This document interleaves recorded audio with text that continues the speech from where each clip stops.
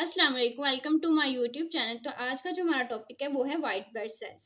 Previous video थी red blood cells के बारे में, तो अब हम देख रहे हैं second type of cells which is white blood cells, जिनको हम ल्यूकोसाइट्स भी कहते हैं और इसको हम डिनोट करते हैं WBC से। So leukocytes are the largest blood cells. So blood में कितने टाइप ऑफ सेल्स होते हैं? व्हाइट ब्लड सेल्स होते हैं, रेड ब्लड सेल्स होते हैं और प्लेटलेट्स होते हैं। उन सब में जो लार्जेस्ट इन साइज हैं वो है व्हाइट ब्लड सेल्स या leukocytes. They account for only about 1% of the blood volume. Blood का 99% जो पोर्शन होता है वो आरबीसीज का होता है और ओनली 1% होता है WBCs का। ब्लड वॉल्यूम में ज़्यादा आरबीसीज प्रेजेंट होते हैं और सिर्फ 1% हमारे WBCs प्रेजेंट होते हैं। लेकिन फिर भी हमारे WBCs का जो फंक्शन है वो बहुत इम्पोर्टेंट है। Leukocytes are different from erythrocytes in several ways. So हमारे WBC जिसको हम ल्यूकोसाइट्स कहते हैं वो हमारे RBC से या रेड ब्लड सेल से जिनको हम एरिथ्रोसाइट्स कहते हैं उनसे किस चीज़ों में डिफर करते हैं? तो सबसे पहले हैं दे आर ट्रू सेल्स।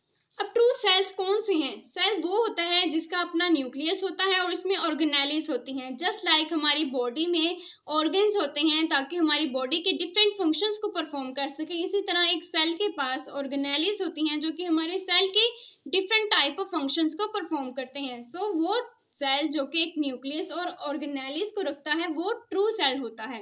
लेकिन हमारे आरबीसीज जो या हमारे रेड ब्लड सेल जो हैं उनके पास न्यूक्लियस नहीं होता और ना ही माइटोकॉन्ड्रिया होता है और ना ही ऐसी अदर कोई ऑर्गेनेलिज होती हैं। सो वाइट ब्लड सेल हमारे रेड ब्लड सेल में इस तरह डिफर करते हैं कि ये ट्रू सेल्स हैं, इनका अपना न्यूक्लियस है, माइटोकॉन्ड्रिया भी है और ऑर्गेनेलिज भी हैं। Don't contain HP। HP क्या है? हीमोग्लोबिन। आरबीसीज में एक स्पेशल टाइप ऑफ पिगमेंट होता है जो हमारे रेड ब्लड सेल्स को रेड कलर देता है और उसका क्या फंक्शन होता है? ऑक्सीजन को बाइंड करना। और हमारे वाइट ब्लड सेल्स में वो पिगमेंट एब्सेंट होता है, have mobility of their own. एक और स्पेशलिटी हमारी वाइट ब्लड सेल्स के कि वो मोबाइल होते हैं। रेड ब्लड सेल्स मोबाइल नहीं होते, वो मेनली बस फ्लो करते हैं ब्लड स्ट्रीम में। लेकिन वाइट ब्लड सेल्स में ये एबिलिटी होती है कि वो मोबाइल होते हैं और वो किसी भी जगह जा सकते हैं जहाँ पे उनकी नीड होती है। Leukocytes can leave vessels and enter the surrounding tissue.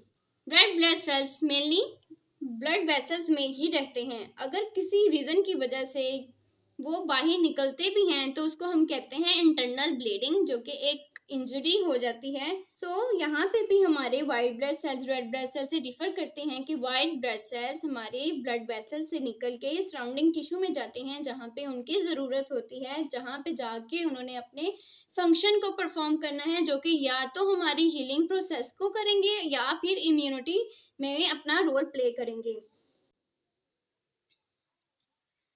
Most leukocytes have a relatively short life span.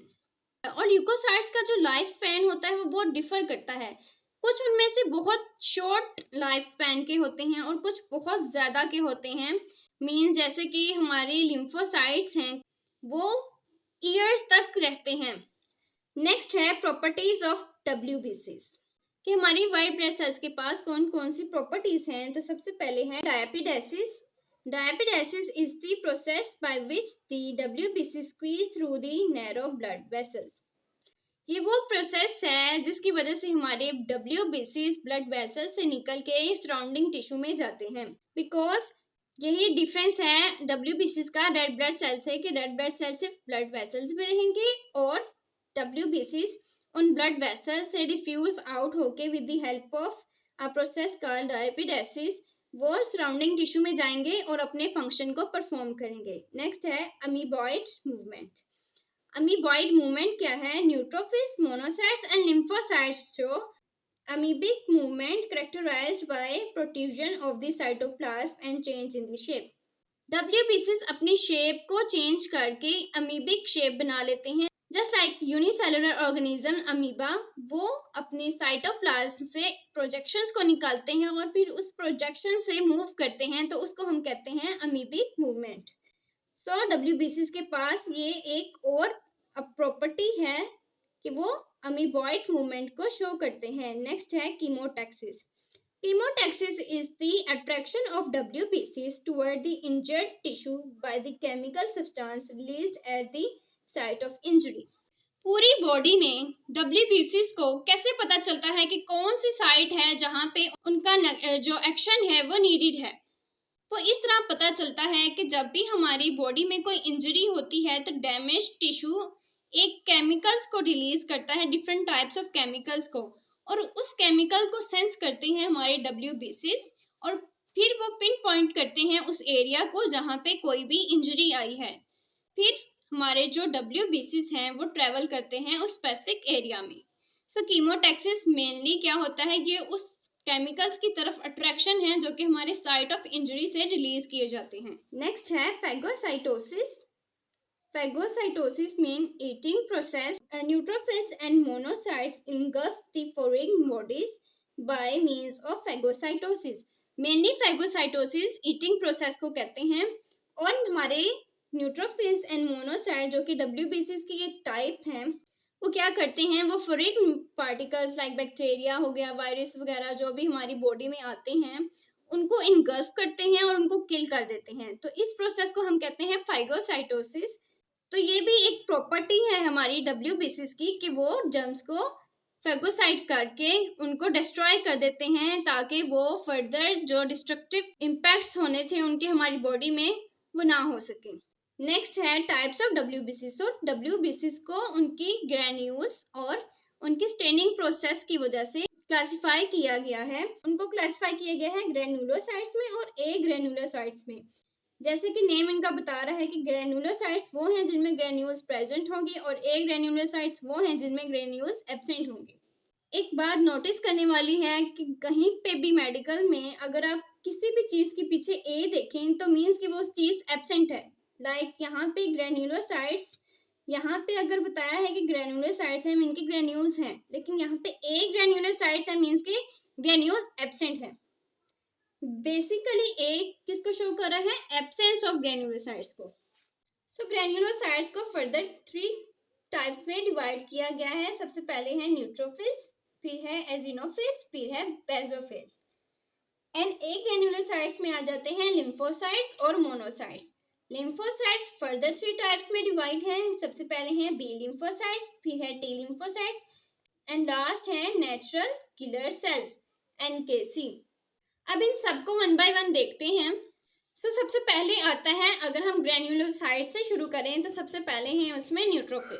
Neutrophils are the most abundant WBCs, जिनमें ये कितनी कंपोजिशन में होते हैं, 60 to 70%।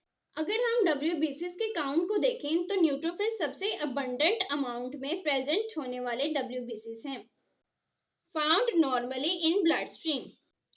न्यूट्रोफिल नॉर्मली तो ब्लड स्ट्रीम में प्रेजेंट होता है और जब भी इसकी जरूरत होती है ये अपने साइट ऑफ एक्शन में पहुंच जाता है। Commonly known as polymorphonuclear leukocytes because of their nuclear variability. ये है हमारा न्यूट्रोफिल्स। अगर इसके न्यूक्लियस को देखें तो वो बहुत वेरिएबल टाइप का होता है, उसके 2 to 5 लोब्स प्रेजेंट होते हैं। Because of this property of neutrophil कि उसका जो न्यूक्लियर है वो वेरिएबल है, उसको हम पॉलीमॉर्फो न्यूक्लियर ल्यूकोसाइट्स भी कहते हैं। Polymorpho means, poly means more than one, morpho mean shape, कि उसकी मोर देन वन शेप होती है। First to arrive at the site of injury, तो सबसे पहले आते हैं वहां पे न्यूट्रोफिल्स, जिसने साइट ऑफ इंजरी में आना है और क्या करना है, सबसे पहले वहां पे जो जर्म्स होंगे उनको ईट करेगा और फिर उसके अलावा इसका क्या फंक्शन है, इसने WBCs, other type of WBCs को भी एक्टिव करना होता है। क्योंकि न्यूट्रोफिल क्या है, ये ग्रेन्युलोसाइट्स टाइप ऑफ WBC है, तो इसमें 2 टाइप्स ऑफ ग्रेन्यूल्स प्रेजेंट होते हैं। एक है स्पेसिफिक ग्रेन्यूल्स, एक है एज़ूरोफिलिक ग्रेन्यूल्स। उनमें एक टाइप ऑफ ग्रेन्यूल क्या करता है, वो हाइड्रोलिटिक एंजाइम्स को रिलीज करता है जो कि हमारे लाइजोसोम से रिजेंबल करता है। और लाइजोसोम के फंक्शन को अगर हम देखें तो उसका क्या फंक्शन होता है कि वो फैगोसाइटोसिस करता है।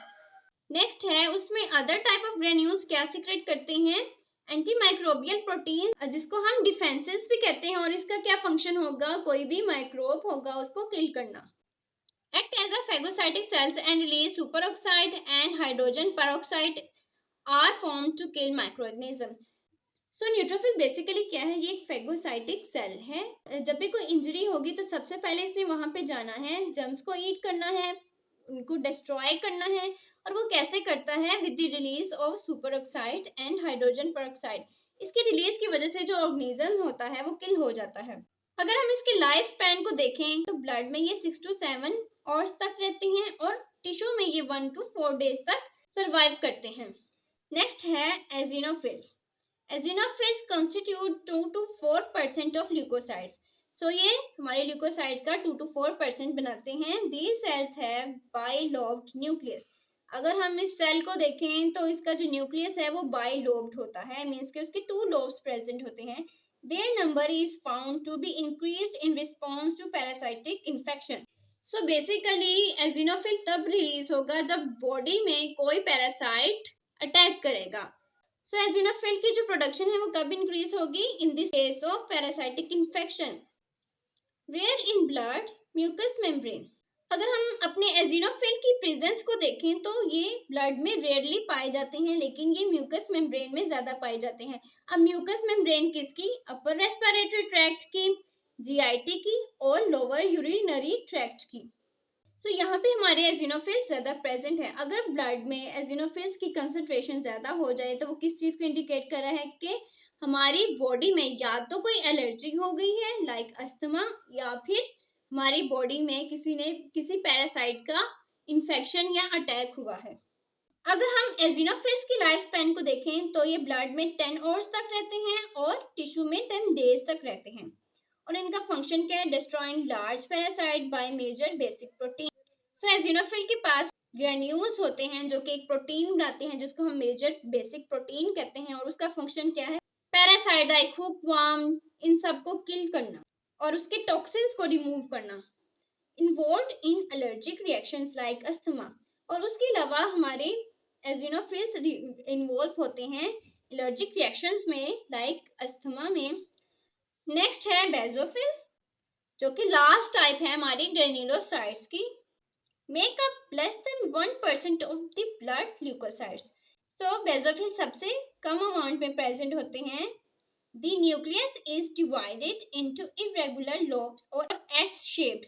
सो इसका जो न्यूक्लियस होता है वो हाईली इरेगुलर होता है या फिर एस शेप्ड होता है। They have cytoplasm which contains very large granules that are stained with basic dyes।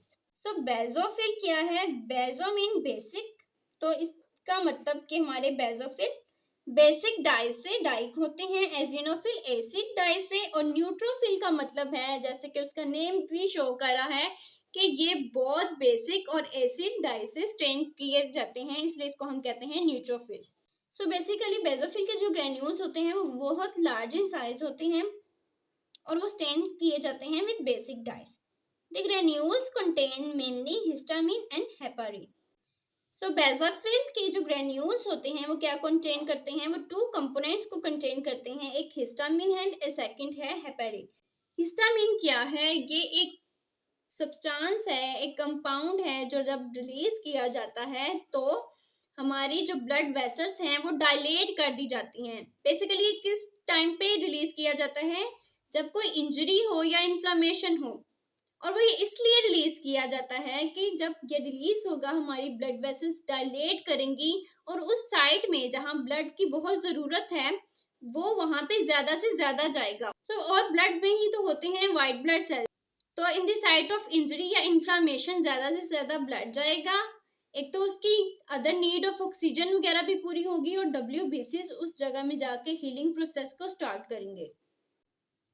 And next है हेपारिन।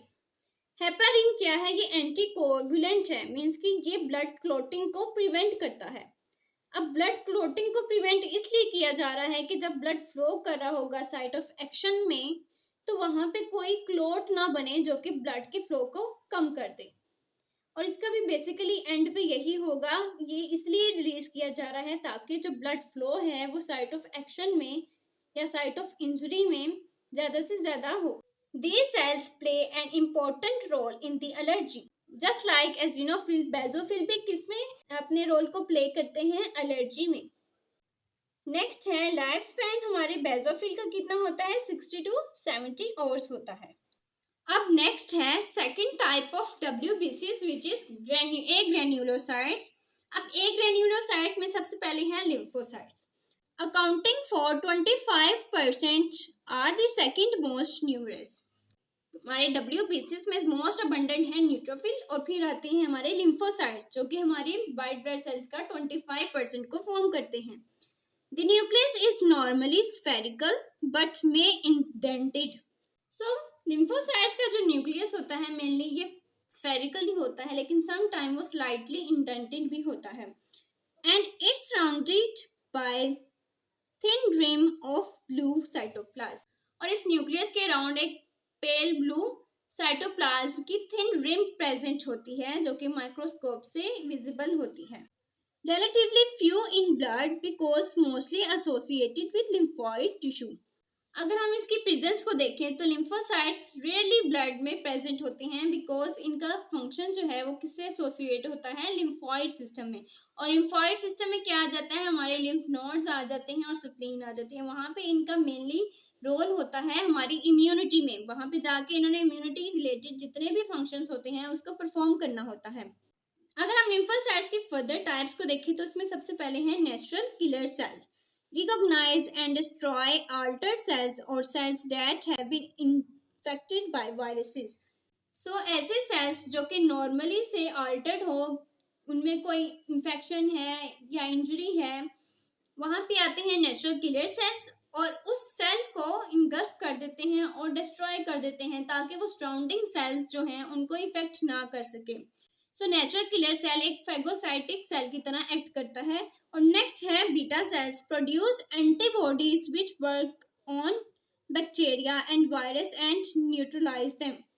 सो beta cells mainly B lymphocytes हैं। सो बीटा सेल्स या प्लाज्मा सेल्स क्या करते हैं ये एंटीबॉडीज को रिलीज करते हैं और वो एंटीबॉडीज डायरेक्टली हमारे वायरसेस को या बैक्टीरिया को किल करती हैं उनको न्यूट्रलाइज करती हैं। नेक्स्ट है टी लिम्फोसाइट्स। अब टी लिम्फोसाइट्स को भी फर्दर 2 टाइप्स में डिवाइड किया गया है। CD4 टी सेल्स जिसको हम हेल्पर टी सेल्स कहते हैं। हेल्पर टी सेल्स का क्या फंक्शन होता है कि एक तो ये प्लाज्मा सेल्स या बीटा सेल से एंटीबॉडीज की रिलीज को मीडिएट करती हैं। और नेक्स्ट ये हमारी second type of T lymphocyte that is CD8 T cells या फिर इनको हम कहते हैं साइटोटॉक्सिक सीड सेल्स। इनको भी एक्टिवेट करती है। साइटोटॉक्सिक है तो मीन्स कि वो किसी भी सेल को डिस्ट्रॉय करेंगे। किसी भी सेल में कोई भी सेल नहीं आएगा मीन्स कि कोई इन्फेक्टेड सेल है उसको डिस्ट्रॉय करेंगे वायरसेस एंड बैक्टीरिया को किल करेंगे इसलिए इनको हम किलर टी सेल्स भी कहते हैं। Lymphocytes mainly T and B sales produce memory cells. अब मेमोरी सेल्स का यहाँ पे क्या मीनिंग है हमारे टी लिम्फोसाइट्स या बीटा सेल्स क्या करते हैं वो मेमोरी सेल्स को प्रोड्यूस करते हैं कि अगर एक इन्फेक्शन लाइक स्मॉल पॉक्स है उसने एक टाइम पे आपको अटैक किया है तो उससे क्या होगा कि हमारे जो बीटा सेल्स और टी लिम्फोसाइट्स हैं उस इन्फेक्शन को मेमोराइज कर लेंगे। सो जब वो उसको मेमोराइज कर लेंगे तो वो माइक्रो ऑर्गेनिज्म जो कि स्मॉल पॉक्स को कॉज करता है वो जब भी दोबारा एंटर करेगा फॉर इन्फेक्शन हमारी बॉडी में जब भी उसकी एंट्री होगी तो हमारे टी लिम्फोसाइट्स और बी लिम्फोसाइट्स ने जो मेमोरी सेल्स बनाए होंगे वो ज़्यादा एक्टिव या पावरफुल होंगे और वो उसको ज़्यादा से ज़्यादा जल्दी फाइट करेंगे ताकि हमारी बॉडी में वो इन्फेक्शन दोबारा ना हो सके। सो मेमोरी सेल्स का यही फंक्शन है कि वो उस इन्फेक्शन को दोबारा होने से रोकते हैं। यही चीज तो वैक्सीनेशन की सबसे इम्पोर्टेंट चीज है। कि नेक्स्ट है second type of agranulocytes that is monocytes. They are the largest of WBCs। So WBCs में अबंडेंट तो न्यूट्रोफिल है लेकिन लार्जेस्ट कौन सा है मोनोसाइट्स है। द न्यूक्लियस इज हॉर्सशू और किडनी शेप्ड। सो इसका जो न्यूक्लियस होता है उसकी अपीयरेंस कुछ ऐसी होती है कि या तो वो हॉर्सशू जैसा दिखेगा या फिर एक किडनी के जैसा दिखेगा। The cytoplasm is basophilic and contains lysosomal enzymes। तो मोनोसाइट्स भी बेसिक डाई से स्टेन होते हैं इसलिए इसको हम बेसोफिलिक कहते हैं मीन्स के बेसिक लिविंग होते हैं और इनमें ऐसे एंजाइम्स होते हैं जो कि लाइसोसोमल होते हैं एंड लाइसोसोमल का फिर वही फंक्शन आ जाएगा कि वो फेगोसाइटोसिस में हेल्प करते हैं, किसी भी चीज़ की ईटिंग और उसकी इंगल्फिंग, उसकी डिस्ट्रॉइंग में हेल्प करते हैं। जस्ट लाइक हमारे स्टमक में कोई भी चीज़ जाती है तो हमारा स्टमक में ऐसे एंजाइम्स होते हैं कि वो उस चीज़ को बिल्कुल डिस्ट्रॉय कर देता है या बिल्कुल डाइजेस्ट कर देता है। इसी तरह लाइजोसोमल एंजाइम्स होते हैं जो माइक्रो ऑर्गेनिजम्स को डिस्ट्रॉय कर देते हैं, इनको डाइजेस्ट कर देते हैं। Blood monocytes migrates into the tissue and developed into macrophages. So monocyte जब तक ब्लड में होते हैं वो मोनोसाइट्स होती हैं, लेकिन जैसे ही वो टिश्यू में जाते हैं तो वो लार्जर हो जाते हैं, मोर लार्जर साइज हो जाते हैं और फिर वो क्या कहलाते हैं, मैक्रोफेज कहलाते हैं। एंड मैक्रोफेज मीन्स के एक तो उनका साइज भी बहुत लार्ज होता है, फेज मीन ईटिंग। मैक्रोफेज का मतलब ये भी हो सकता है कि वो लार्ज पार्टिकल्स को ईट करते हैं, that's why macro large and phase mean eating. Macrophage engulf large particles and pathogens, और इनका फंक्शन क्या होता है कि ये लार्ज पैथोजेंस एंड पार्टिकल्स जो भी हमारी बॉडी में एंटर होते हैं, तो मैक्रोफेज का क्या फंक्शन है, उसको ईट करना। लाइफ स्पैन अगर देखा जाए तो few days in circulation means कि फ्यू डेज होता है इन ब्लड, और टिश्यू में 60 to 120 डेज तक ये सर्वाइव करते हैं। कि ये WBCs का कितना परसेंट बनाते हैं, तो ये 4 to 11% प्रेजेंट होते हैं हमारी बॉडी में। Secrete certain substances like interleukin. So monocyte का एक तो फंक्शन होता है कि ये फेगोसाइटोसिस को परफॉर्म करते हैं, और सेकंड ये इंटरल्यूकिन को भी रिलीज करते हैं।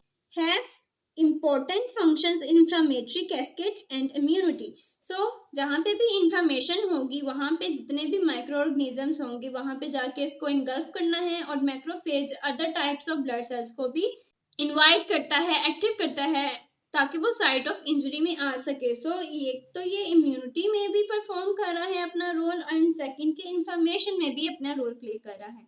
सो ये था हमारे वाइट ब्लड सेल और उसकी टाइप। आई होप सो कि आपको समझ आई होगी। सो मिलते हैं next with a new video. Until then अल्लाह हाफिज।